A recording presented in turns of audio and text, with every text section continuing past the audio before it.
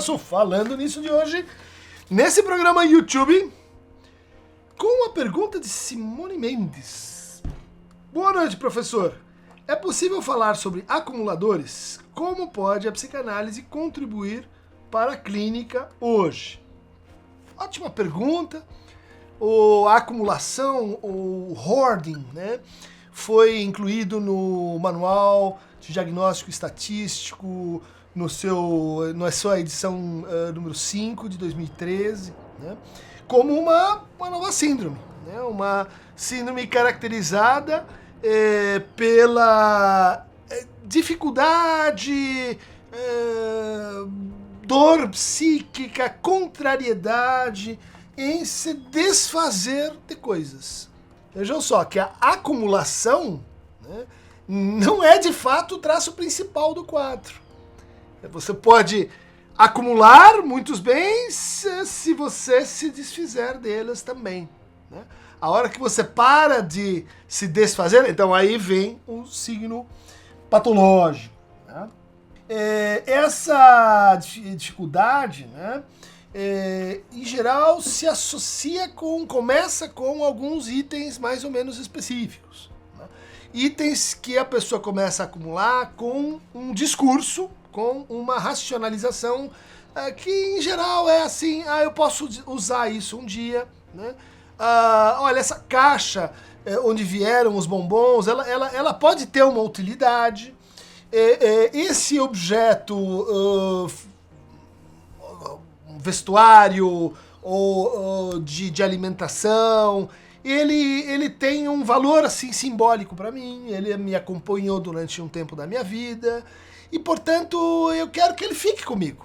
Veja só como esse é um novo transtorno que fala muito da nossa época, que fala muito das políticas de sofrimento, conforme a gente vem mobilizando esse conceito, né, nos nossos últimos trabalhos, tanto junto ao Lattes FIP, né, o neoliberalismo como gestão do sofrimento, quanto no livro da autobiografia da depressão, meu livro solo, porque é uma patologia do proprietarismo, que é uma espécie assim de atitude inquestionada, inquestionável. É próprio do hoarding a pessoa dizer assim: mas eu não tenho direito a ter tantas coisas quanto eu queira. Vejam a associação disso com... Hoje temos 500 pessoas que têm mais dinheiro que toda a África.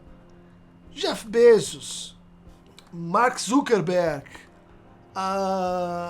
Eu não tenho direito a ter quanto dinheiro eu quiser e acumular tanto dinheiro quanto eu quiser. Ao mesmo tempo, a percepção de que tem algo errado, né? Vamos ver aí os estudos do Thomas Piketty, né? O centro de pesquisa dele lá na França, que vão mostrando como a acumulação e a concentração, ela vem aumentando, ela não vem diminuindo. Quer dizer, os super ricos, né? A hora que você entra dentro daqueles 1%, a curva é exponencial. Isso é uma questão para a nossa época, né? O que nós vamos fazer com esse excesso? E ao mesmo tempo surge, em 2013, uma nova forma de sofrer. O que é, do ponto de vista psicanalítico, muito importante nessa forma de sofrer, né? Ela é chamada assim de egocintônica, né? Ela se entranha no eu. Se entranha no eu a ponto, como diz o Lacan, de o sujeito amar o seu sintoma mais do que a si mesmo. Não é assim que a gente pode assim ler quando as cenas de casas de acumuladores, né, em que a gente vê o caminho sendo tomado por sacos de lixo, com coisas, com pratos, com restos, com papelão, com papéis, com cartas, com às vezes misturando com colecionismos. Você diz: puxa, é a casa da pessoa, mas olha como ela tá morando mal, né? Como ela não consegue mais abrir aquela janela porque as coisas ocupam já a altura das paredes. Ela ela tá sofrendo. Ela tá sofrendo com o quê? Com falta de espaço, com falta de vazio, com falta de separação possível. Então, essa ideia de que um sintoma, ele só pode ser tratado, ele só pode ser abordado se a pessoa quiser, se ela disser, olha, isso me incomoda, isso eu quero que saia, é uma ideia problemática, não? Tanto pela sua, vamos dizer assim, periculosidade política, né? A gente sabe aí dos usos e abusos psiquiátricos, psicanalíticos, psicoterapêuticos, né? Em que você, a partir de uma determinada condição, silencia, objetiva, isola, coloca dentro de muros. Mas o que fazer com essas condições, né? Em que você tem uma pessoa, geralmente mulher que mora assim sozinha, ou vai se tornando sozinha, geralmente mulheres que passaram ao longo da vida por períodos depressivos, né? E que saltam no seu funcionamento acumulativo depois de uma grande perda, depois às vezes de um trauma. A gente pode dizer assim, há acumuladores de animais, que pegam animais na rua, animais que estão precisando barbaramente de ajuda e amparo, gatos, cachorros. Mas qual é o traço aí do sintoma? Por que isso faz sintoma? É porque, assim, é inadaptativo, no sentido de que a vida da pessoa podia ser melhor? Não. É porque a pessoa não pode se impedir de. Não consigo não pegar. Não consigo não fazer. Vendo de fora, reduzindo os sintomas a comportamentos, a gente não pega isso que o Freud descreveu com uma palavra difícil tradução, que chama Zwang. Zwang que vai aparecer na compulsão à repetição, na neurose obsessiva, Zwang neurose, mas que vai aparecer também como uma palavra que é sinônimo exatamente disso. Não consigo me impedir de. Tenho uma coerção que é psíquica e que é minha, não é do outro. Às vezes isso vem por importação, mas ela é sentida e ela é praticada como da vontade do sujeito. O sujeito começa a identificar a sua vontade com isso e começa a proteger o seu sintoma. Como intervir, então?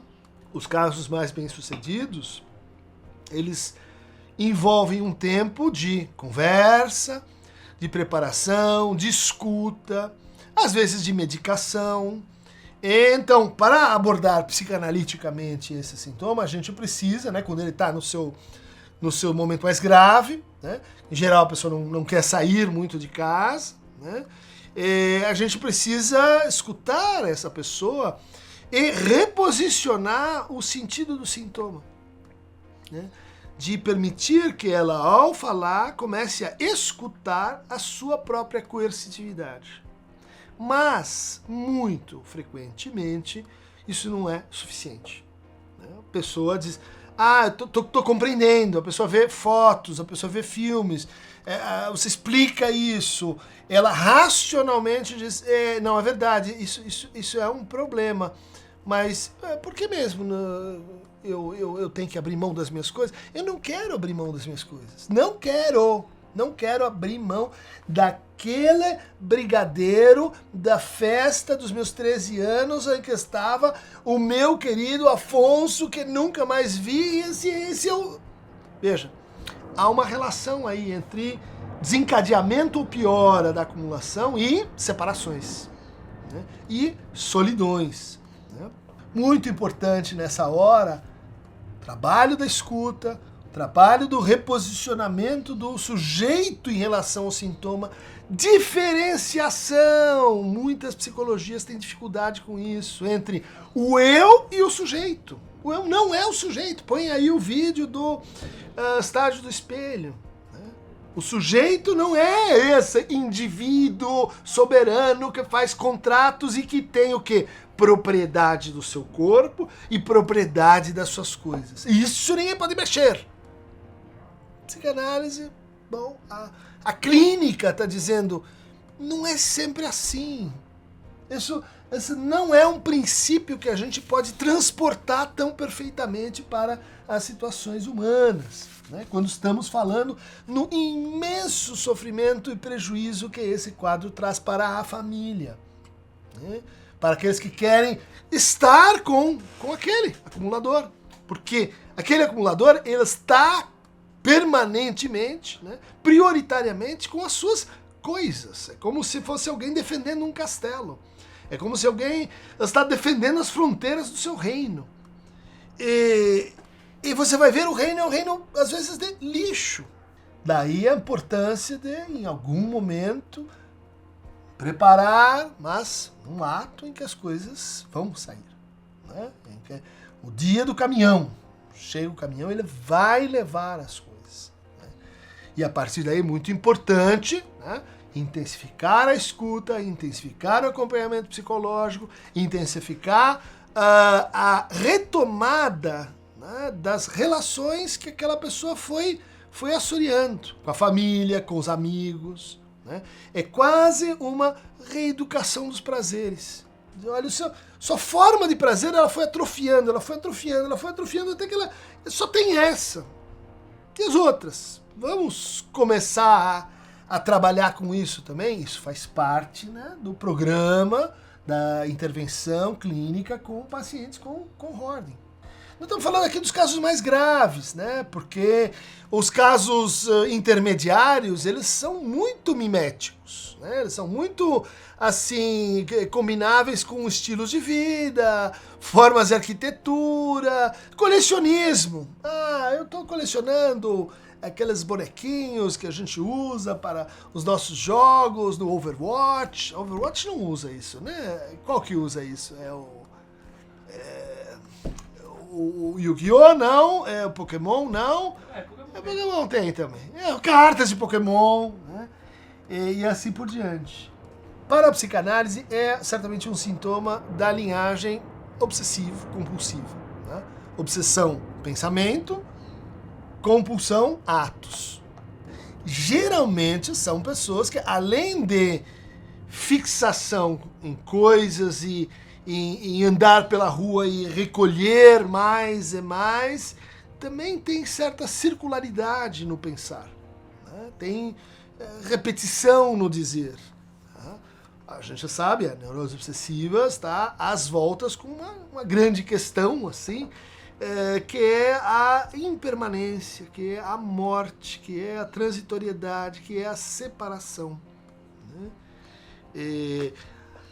Os atos compulsivos são sempre o quê? Formas, às vezes, meio mágicas de controle. Se eu fizer isso, aquilo não vai acontecer. Você pergunta para a pessoa, mas o que é aquilo? Não sei, mas me dá um medo absoluto, me dá uma coisa assim que eu não consigo. Então, isso não, porque aquilo sim. E se aquilo não, pode ser colocar o livro de ponta cabeça, sair sem a bolsa, sair sem checar o gás, andar e fazer coisas do tipo A, do tipo B, né? Complexos de simetria, as coisas têm que ficar even, né? Só tem aqui de um lado um sapato, do outro lado tem que ter um sapato. Se aqui tem o vermelho, do outro lado também tem que ter o vermelho, porque isso é a ordem das coisas. Isso é como eu me sinto mais seguro, eu me sinto mais, assim, controlando a minha vida, né? Então, por trás desse funcionamento, muitas vezes está uma luta empedernida contra aquilo que a gente não consegue controlar, né? O nosso próprio desejo. Quanto mais você tenta pôr ele numa caixinha, quanto mais você tenta torcê-lo, discipliná-lo, mais ele volta em coisas inexplicáveis para quem está em volta, né? Como a acumulação, como o hoarding. Gente, então, por hoje é só. Não vamos ficar acumulando tantos, falando nisso. Livros não conta ideia de acumulação, sabem, né? Especialmente se você é professor e tem como justificar que, afinal, os livros são importantes e eles são uma coisa que, se alguém falar para jogar fora um deles, a pessoa pode se sentir muito ameaçada. Mas isso não é ordem, hein? Como diria Simão Bacamarte, Itaguaí vai chegar para mim também um dia. Por hoje é só. Queronta, me leva para fora, porque esse lugar, ele pode caber mais livros. Um pouquinho mais.